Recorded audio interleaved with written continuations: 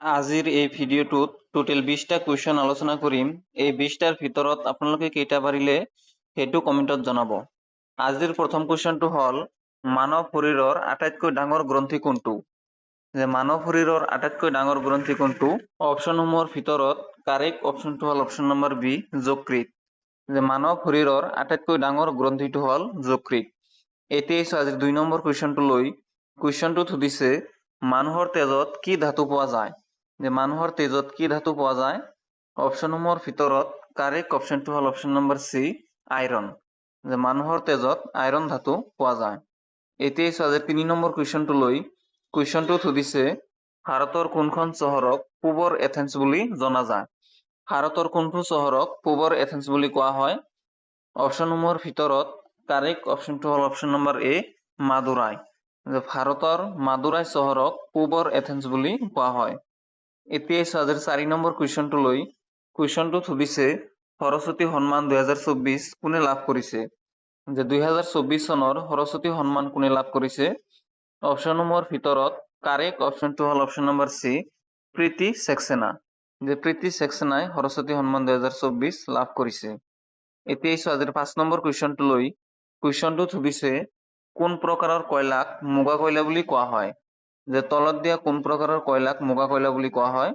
অপশ্যনসমূহৰ ভিতৰত কাৰেক্ট অপশ্যনটো হ'ল অপশ্যন নম্বৰ চি, লিগনাইট। যে লিগনাইটক মুগা কয়লা বুলি কোৱা হয়। এতিয়া আজিৰ 6 নম্বৰ কুৱেশ্যনটো লৈ কুৱেশ্যনটোত সুধিছে দুলীপ ট্ৰফী কোনটো খেলৰ সৈতে সম্পৰ্কিত? যে দুলীপ ট্ৰফী কোনটো খেলৰ লগত জড়িত? অপশ্যনসমূহৰ ভিতৰত কাৰেক্ট অপশ্যনটো হ'ল অপশ্যন নম্বৰ এ, ক্ৰিকেট। যে দুলীপ ট্ৰফী ক্ৰিকেট খেলৰ লগত জড়িত। এতিয়া আজিৰ 7 নম্বৰ কুৱেশ্যনটো লৈ কুৱেশ্যনটোত সুধিছে ষ্ট্ৰেইট ফ্ৰম দ্য হাৰ্ট কিতাপখনৰ লেখক কোন? যে ষ্ট্ৰেইট ফ্ৰম দ্য হাৰ্ট কিতাপখন কোনে লিখিছিল? অপশ্যনসমূহৰ ভিতৰত কাৰেক্ট অপশ্যনটো হ'ল option number B, Kapil Dev. Straight from the heart কিতাপখন কপিল দেৱে লিখিছিল। এতিয়া আজিৰ 8 নম্বৰ কুৱেশ্যনটো লৈ কুৱেশ্যনটোত সুধিছে পেচমেকাৰ শৰীৰৰ কোনটো অংশৰ সৈতে সম্পৰ্কিত? অপশ্যনসমূহৰ ভিতৰত কাৰেক্ট অপশ্যনটো হ'ল অপশ্যন নম্বৰ চি, হৃদয়। যে পেচমেকাৰ শৰীৰৰ হৃদয় অংশৰ সৈতে সম্পৰ্কিত। এতিয়া আজিৰ 9 নম্বৰ কুৱেশ্যনটো লৈ কুৱেশ্যনটোত সুধিছে নিম্নলিখিত কিহক মাষ্টাৰ গ্ৰন্থি বুলি কোৱা হয়? যে তলত দিয়া কোনটোক মাষ্টাৰ গ্ৰন্থি বুলি কোৱা হয়? অপশ্যনসমূহৰ ভিতৰত কাৰেক্ট অপশ্যনটো হ'ল অপশ্যন নম্বৰ ডি, পিটুইটাৰী গ্ৰন্থি। যে পিটুইটাৰী গ্ৰন্থিক মাষ্টাৰ গ্ৰন্থি বুলি কোৱা হয়। এতিয়া আজিৰ 10 নম্বৰ কুৱেশ্যনটো লৈ কুৱেশ্যনটোত সুধিছে ভাৰতীয় আন্দোলন কেতিয়া আৰম্ভ হয়? যে ভাৰতীয় আন্দোলন কিমান তাৰিখে আৰম্ভ হৈছিল? অপশ্যনসমূহৰ ভিতৰত কাৰেক্ট অপশ্যনটো হ'ল অপশ্যন নম্বৰ চি, 8 আগষ্ট 1942। যে 1942 চনৰ 8 আগষ্ট তাৰিখে ভাৰতীয় আন্দোলন আৰম্ভ হৈছিল। এতিয়া আজিৰ 11 নম্বৰ কুৱেশ্যনটো লৈ কুৱেশ্যনটোত সুধিছে সাধাৰণ উষ্ণতাত কোনবিধ ধাতু জুলীয়া হয়? অপশ্যনসমূহৰ ভিতৰত কাৰেক্ট অপশ্যনটো হ'ল অপশ্যন নম্বৰ ডি, পাৰা। যে পাৰা ধাতুটো সাধাৰণ উষ্ণতাত জুলীয়া হয়। এতিয়া আজিৰ 12 নম্বৰ কুৱেশ্যনটো লৈ কুৱেশ্যনটোত সুধিছে কোনবিধ ধাতুৰ ঘনত্ব আটাইতকৈ কম? যে কোনবিধ ধাতুৰ ঘনত্ব আটাইতকৈ কম? অপশ্যনসমূহৰ ভিতৰত কাৰেক্ট অপশ্যনটো হ'ল অপশ্যন নম্বৰ এ, লিথিয়াম। যে লিথিয়াম ধাতুৰ ঘনত্ব আটাইতকৈ কম। এতিয়া আজিৰ 13 নম্বৰ কুৱেশ্যনটো লৈ কুৱেশ্যনটোত সুধিছে ভাৰতৰ আটাইতকৈ ডাঙৰ মিঠা পানীৰ হ্ৰদ কোনখন? যে ভাৰতৰ আটাইতকৈ ডাঙৰ মিঠা পানীৰ হ্ৰদ কোনখন? অপশ্যনসমূহৰ ভিতৰত কাৰেক্ট অপশ্যনটো হ'ল অপশ্যন নম্বৰ এ, উলাৰ লেক। ভাৰতৰ আটাইতকৈ ডাঙৰ মিঠা পানীৰ হ্ৰদখন হ'ল উলাৰ লেক। এতিয়া আজিৰ 14 নম্বৰ কুৱেশ্যনটো লৈ কুৱেশ্যনটোত সুধিছে উত্তৰ পূব ভাৰতৰ আটাইতকৈ ডাঙৰ মিঠা পানীৰ হ্ৰদ কোনখন? যে উত্তৰ পূব ভাৰতৰ আটাইতকৈ ডাঙৰ মিঠা পানীৰ হ্ৰদ কোনখন? অপশ্যনসমূহৰ ভিতৰত কাৰেক্ট অপশ্যনটো হ'ল option number D, Loktak lake. যে উত্তৰ পূব ভাৰতৰ আটাইতকৈ ডাঙৰ মিঠা পানীৰ হ্ৰদখন হ'ল লোকটাক হ্ৰদ। এতিয়া আজিৰ 15 নম্বৰ কুৱেশ্যনটো লৈ কুৱেশ্যনটোত সুধিছে নিম্নলিখিত কোনবিধ কাৰ্বনৰ আটাইতকৈ বিশুদ্ধ প্ৰকাৰ? যে নিম্নলিখিত কোনবিধ কাৰ্বনৰ আটাইতকৈ বিশুদ্ধ প্ৰকাৰ? অপশ্যনসমূহৰ ভিতৰত কাৰেক্ট অপশ্যনটো হ'ল অপশ্যন নম্বৰ চি, হীৰা। যে হীৰা হ'ল কাৰ্বনৰ আটাইতকৈ বিশুদ্ধ প্ৰকাৰ। এতিয়া আজিৰ 16 নম্বৰ কুৱেশ্যনটো লৈ কুৱেশ্যনটোত সুধিছে তেজৰ ৰঙা ৰং কিহৰ কাৰণে হয়? যে তেজৰ ৰং ৰঙা কিহৰ কাৰণে হয়? অপশ্যনসমূহৰ ভিতৰত কাৰেক্ট অপশ্যনটো হ'ল অপশ্যন নম্বৰ এ, হিমোগ্ল'বিন। যে হিমোগ্ল'বিনৰ বাবে তেজৰ ৰং ৰঙা হয়। এতিয়া আজিৰ 17 নম্বৰ কুৱেশ্যনটো লৈ কুৱেশ্যনটোত সুধিছে ভাৰতত ৰাষ্ট্ৰীয় উপভোক্তা দিৱস কেতিয়া উদযাপন কৰা হয়? যে ভাৰতত ৰাষ্ট্ৰীয় উপভোক্তা দিৱস কেতিয়া উদযাপন কৰা হয়? অপশ্যনসমূহৰ ভিতৰত কাৰেক্ট অপশ্যনটো হ'ল অপশ্যন নম্বৰ বি 24 ডিচেম্বৰ। যে 24 ডিচেম্বৰ তাৰিখে ভাৰতত ৰাষ্ট্ৰীয় উপভোক্তা দিৱস উদযাপন কৰা হয়। এতিয়া আজিৰ 18 নম্বৰ কুৱেশ্যনটো লৈ কুৱেশ্যনটোত সুধিছে বিধৱা পুনৰ্বিবাহ আইন কেতিয়া গৃহীত হৈছিল? যে বিধৱা পুনৰ্বিবাহ আইন কিমান চনত গৃহীত হৈছিল? অপশ্যনসমূহৰ ভিতৰত কাৰেক্ট অপশ্যনটো হ'ল অপশ্যন নম্বৰ বি 1856 চনত। যে 1856 চনত বিধৱা পুনৰ্বিবাহ আইন গৃহীত হৈছিল। এতিয়া আজিৰ 19 নম্বৰ কুৱেশ্যনটো লৈ কুৱেশ্যনটোত সুধিছে আন্তৰ্জাতিক অজন দিৱস কেতিয়া উদযাপন কৰা হয়? যে আন্তৰ্জাতিক অজন দিৱস কিমান তাৰিখে পালন কৰা হয়? অপশ্যনসমূহৰ ভিতৰত কাৰেক্ট অপশ্যনটো হ'ল অপশ্যন নম্বৰ এ 16 ছেপ্টেম্বৰ। যে 16 ছেপ্টেম্বৰ তাৰিখে আন্তৰ্জাতিক অজন দিৱস উদযাপন কৰা হয়। এতিয়া আজিৰ শেষৰ 20 নম্বৰ কুৱেশ্যনটো লৈ কুৱেশ্যনটোত সুধিছে টকোফেৰল কোনবিধ ভিটামিনৰ ৰাসায়নিক নাম? অপশ্যনসমূহৰ ভিতৰত কাৰেক্ট অপশ্যনটো হ'ল option number D vitamin E. যে ভিটামিন ই ৰাসায়নিক নাম হ'ল টকোফেৰল। চ' এইকেইটা আছিল আজি প্ৰশ্ন। এই 20টাৰ ভিতৰত আপোনালোকে কেইটা পাৰিলে সেইটো কমেণ্টত জনাব।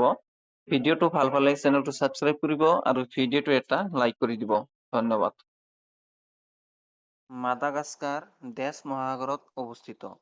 যে মাদাগাস্কাৰ কোনটো মহাসাগৰত অৱস্থিত? অপশ্যনসমূহৰ ভিতৰত কাৰেক্ট অপশ্যনটো হ'ল অপশ্যন নম্বৰ চি ভাৰত। যে মাদাগাস্কাৰ ভাৰত মহাসাগৰত অৱস্থিত। এতিয়া আজিৰ 2 নম্বৰ কুৱেশ্যনটো লৈ কুৱেশ্যনটোত সুধিছে কৃষ্ণ সাগৰ কোনটো মহাসাগৰত অৱস্থিত? যে কৃষ্ণ সাগৰ কোনটো মহাসাগৰত অৱস্থিত? অপশ্যনসমূহৰ ভিতৰত কাৰেক্ট অপশ্যনটো হ'ল অপশ্যন নম্বৰ এ আটলান্টিক মহাসাগৰ। যে কৃষ্ণ সাগৰ আটলান্টিক মহাসাগৰত অৱস্থিত। এতিয়া আজিৰ 3 নম্বৰ কুৱেশ্যনটো লৈ কুৱেশ্যনটোত সুধিছে নীলপৱন বৰুৱা কিহৰ সৈতে সম্পৰ্কিত? যে নীলপৱন বৰুৱা তলত দিয়া কোনটোৰ সৈতে জড়িত? অপশ্যনসমূহৰ ভিতৰত কাৰেক্ট অপশ্যনটো হ'ল অপশ্যন নম্বৰ চি কলা। যে নীলপৱন বৰুৱা কলাৰ সৈতে সম্পৰ্কিত। এতিয়া আজিৰ 4 নম্বৰ কুৱেশ্যনটো লৈ কুৱেশ্যনটোত সুধিছে অসমৰ একমাত্ৰ বৰ্ষাৰণ্য কোনটো? যে অসমৰ একমাত্ৰ বৰ্ষাৰণ্য কোনটো?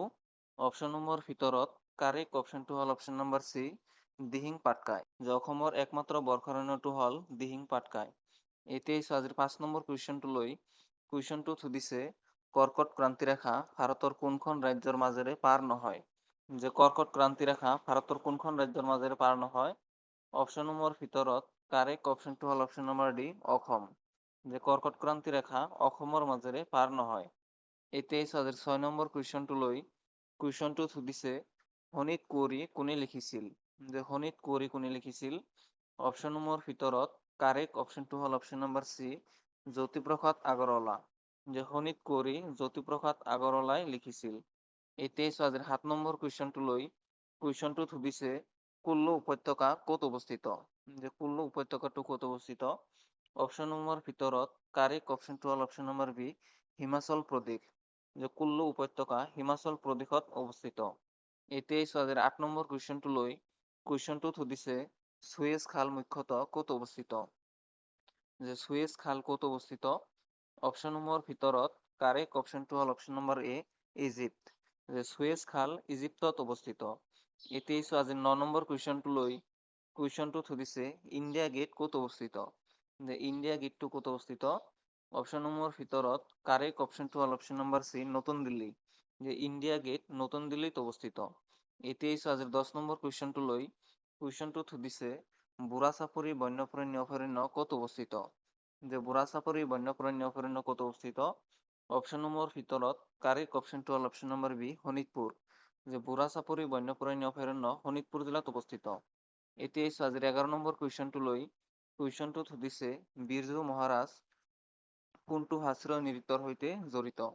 অপশ্যনসমূহৰ ভিতৰত কাৰেক্ট অপশ্যনটো হ'ল অপশ্যন নম্বৰ বি কথক। যে বিৰজু মহাৰাজ কথক শাস্ত্ৰীয় নৃত্যৰ সৈতে জড়িত। এতিয়া আজিৰ 12 নম্বৰ কুৱেশ্যনটো লৈ কুৱেশ্যনটোত সুধিছে নামেৰী ৰাষ্ট্ৰীয় উদ্যানৰ মাজেৰে কোনখন নদী বৈ গৈছে? যে নামেৰী ৰাষ্ট্ৰীয় উদ্যানৰ মাজেৰে কোনখন নদী বৈ গৈছে? অপশ্যনসমূহৰ ভিতৰত কাৰেক্ট অপশ্যনটো হ'ল অপশ্যন নম্বৰ এ জিয়া ভৰলী। যে নামেৰী ৰাষ্ট্ৰীয় উদ্যানৰ মাজেৰে জিয়া ভৰলী নদীখন বৈ গৈছে। এতিয়া আজিৰ 13 নম্বৰ কুৱেশ্যনটো লৈ কুৱেশ্যনটোত সুধিছে কলাৰী পায়েটটো কোনখন ভাৰতীয় ৰাজ্যৰ বিখ্যাত সমৰ কলা? অপশ্যনসমূহৰ ভিতৰত কাৰেক্ট অপশ্যনটো হ'ল অপশ্যন নম্বৰ ডি কেৰেলা। যে কলাৰী পায়েটটো ভাৰতৰ কেৰেলা ৰাজ্যৰ বিখ্যাত সমৰ কলা। এতিয়া আজিৰ 14 নম্বৰ কুৱেশ্যনটো লৈ কুৱেশ্যনটোত সুধিছে সাৰ্ভেণ্টছ অফ ইণ্ডিয়া ছ'চাইটি কোনে প্ৰতিষ্ঠা কৰিছিল? যে সাৰ্ভেণ্টছ অফ ইণ্ডিয়া ছ'চাইটি কোনে প্ৰতিষ্ঠা কৰিছিল? অপশ্যনসমূহৰ ভিতৰত কাৰেক্ট অপশ্যনটো হ'ল option number B Gopal Krishna Gokhale. যে servants of India society Gopal Krishna Gokhale প্ৰতিষ্ঠা কৰিছিল। এতিয়া আজিৰ 15 নম্বৰ কুৱেশ্যনটো লৈ কুৱেশ্যনটোত সুধিছে সংসদত 0 ঘণ্টা কেতিয়া আৰম্ভ হয়?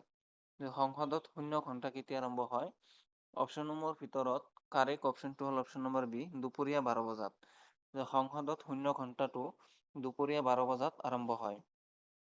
এতিয়া আজিৰ 16 নম্বৰ কুৱেশ্যনটো লৈ কুৱেশ্যনটোত সুধিছে নিম্নলিখিত কোনটো স্থান চিকনকাৰী এমব্ৰইডাৰীৰ বাবে বিখ্যাত? অপশ্যনসমূহৰ ভিতৰত কাৰেক্ট অপশ্যনটো হ'ল অপশ্যন নম্বৰ চি লক্ষ্ণৌ। যে লক্ষ্ণৌ চিকনকাৰী এমব্ৰইডাৰীৰ বাবে বিখ্যাত। এতিয়া আজিৰ 17 নম্বৰ কুৱেশ্যনটো লৈ কুৱেশ্যনটোত সুধিছে দীৰ্ঘেশ্বৰী মন্দিৰ কোন ৰজা নিৰ্মাণ কৰিছিল? যে দীৰ্ঘেশ্বৰী মন্দিৰ কোন ৰজাই নিৰ্মাণ কৰিছিল? অপশ্যনসমূহৰ ভিতৰত কাৰেক্ট অপশ্যনটো হ'ল option number B Shivsingha. Dirgheshwari মন্দিৰ শিৱসিংহই নিৰ্মাণ কৰিছিল।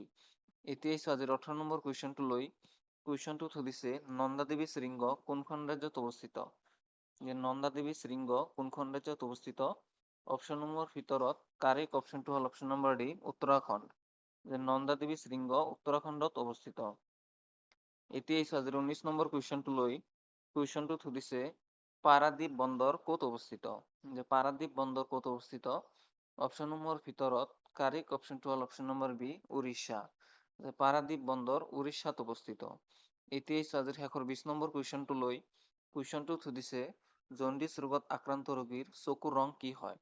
যে জণ্ডিছ ৰোগৰ আক্ৰান্ত ৰোগীৰ চকুৰ ৰং কি হয়? অপশ্যনসমূহৰ ভিতৰত কাৰেক্ট অপশ্যনটো হ'ল অপশ্যন নম্বৰ চি হালধীয়া। যে জণ্ডিছ ৰোগত আক্ৰান্ত ৰোগীৰ চকুৰ ৰং হালধীয়া হয়। চ' এই 20টাই আছিল আজিৰ প্ৰশ্ন। এই 20টাৰ ভিতৰত আপোনালোকে কেইটা পাৰিলে সেইটো কমেণ্টত জনাব। ভিডিঅ'টো ভাল পালে চেনেলটো ছাবস্ক্ৰাইব কৰিব আৰু ভিডিঅ'টো এটা লাইক কৰি দিব। ধন্যবাদ।